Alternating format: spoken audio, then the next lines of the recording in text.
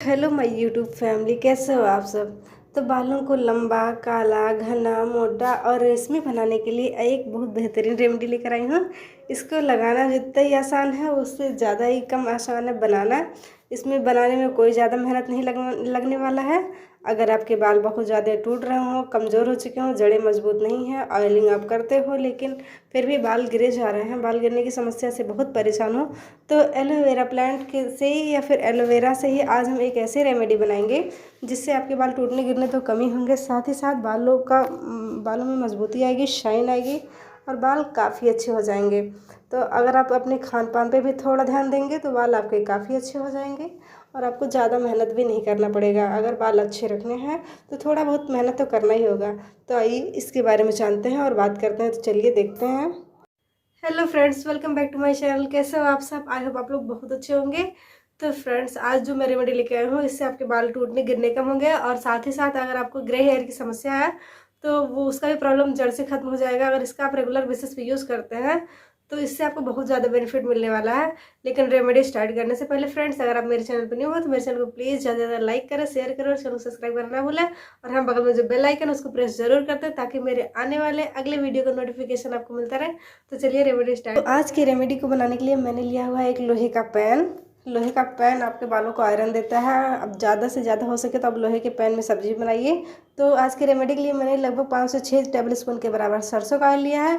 अगर आपके पास सरसों का ऑयल अच्छी कंपनी का नहीं है, अच्छे ब्रांड का नहीं है, तो आप सरसों के ऑयल की जगह पे आप कोकोनट ऑयल भी ले सकते हो। जो भी इन दोनों में से आपके पास अवेलेबल हो, कोई एक आप ले सकते हो।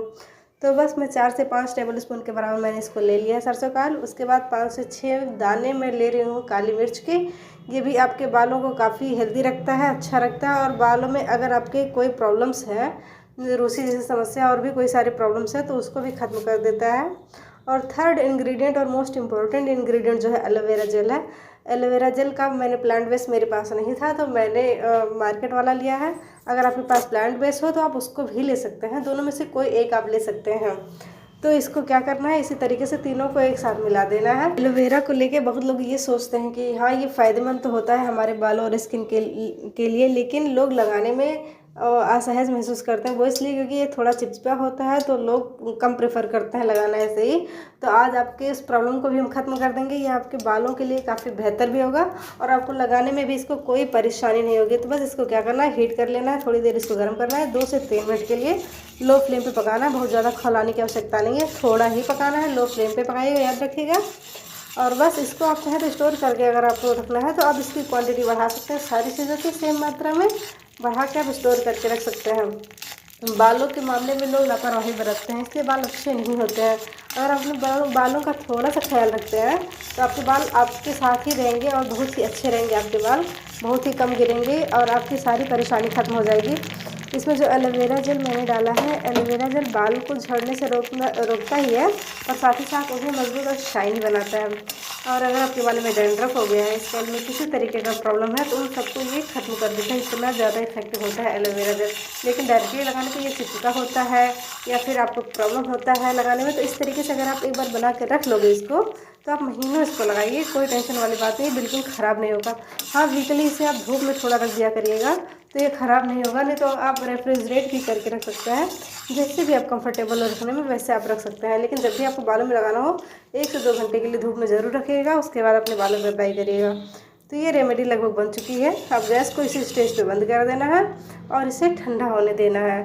जब तक ये ठंडा होता है इसके बारे में आइए और जानते हैं।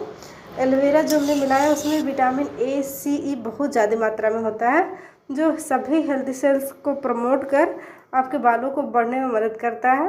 और इसमें जो फोलिक एसिड होता है वो बालों को गिरने से रोकता है। तो बस ये ठंडा हो गया है। ठंडा होने के बाद इसको आप छान के अलग कर लीजिए। और जब भी आपको हेयर वॉश करना हो उसके 2 घंटे पहले लगाइए, ज़्यादा देर लगाने की आवश्यकता नहीं है। आप चाहें तो ओवरनाइट भी रख सकते हैं, कोई दिक्कत वाली बात नहीं है। लेकिन अगर आप ओवरनाइट नहीं रख सकते हैं तो 2 घंटे मैक्सिमम आप इसको रख लीजिए और उसके बाद आराम से जैसे भी आप हेयर वॉश करते हैं उसी तरीके से हेयर वॉश कर लीजिए। और इसको वीक में 2 से 3 बार कम से कम लगाइए तो आपको रिजल्ट जल्दी मिलेगा। और हाँ, ये होम रेमेडी है तो होम रेमेडी असर करने में टाइम लेता है। ये नहीं कि आपने एक दिन लगाया और वो आपके बाल तुरंत लंबे हो गए, ऐसा कुछ नहीं होता है।